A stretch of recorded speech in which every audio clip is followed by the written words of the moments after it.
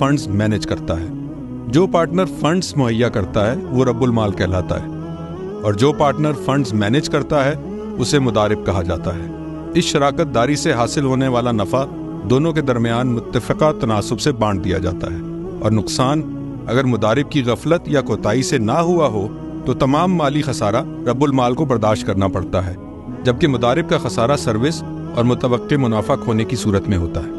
مضارب شرعی اعتبار سے رب المال کا وکیل ہے، اور رب المال کو یہ حق حاصل ہے کہ وہ مضارب کی سرمایہ کاری کی سرگرمیوں کو مخصوص جگہ، منصوبے اور رقم تک محدود رکھے۔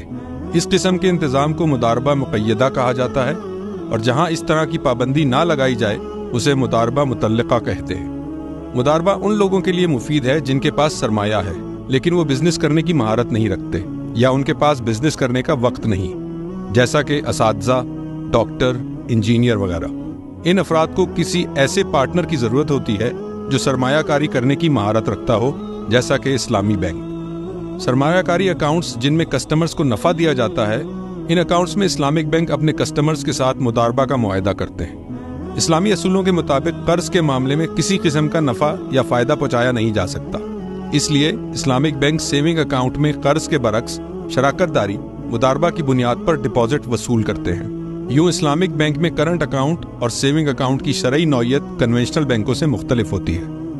کنونشنل بینکنگ میں سیونگ ڈپازٹ شرح سود کی بنیاد پر آفر کیے جاتے ہیں، اور بینک کسٹمرز کے ڈپازٹ پر طے شدہ سود ادا کرتا ہے، جبکہ اسلامک بینک ماہانہ بنیاد پر تجارت سے ہونے والا حقیقی نفع میں سے طے شدہ حصہ کسٹمرز کو ادا کرتا ہے۔ اس اعتبار سے کنونشنل سیونگ ڈپازٹ اور اسلامک سیونگ ڈپازٹ میں دو بنیادی فرق ہیں۔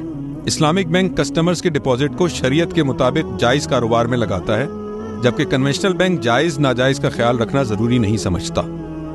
نمبر 2، اسلامک بینک کاروباری سرگرمیوں سے حاصل ہونے والا حقیقی منافع کسٹمرز میں تقسیم کرتا ہے، جبکہ کنونشنل بینک کسٹمرز کو ڈپازٹ پر سود کی صورت میں طے شدہ رقم واپس کرتا ہے۔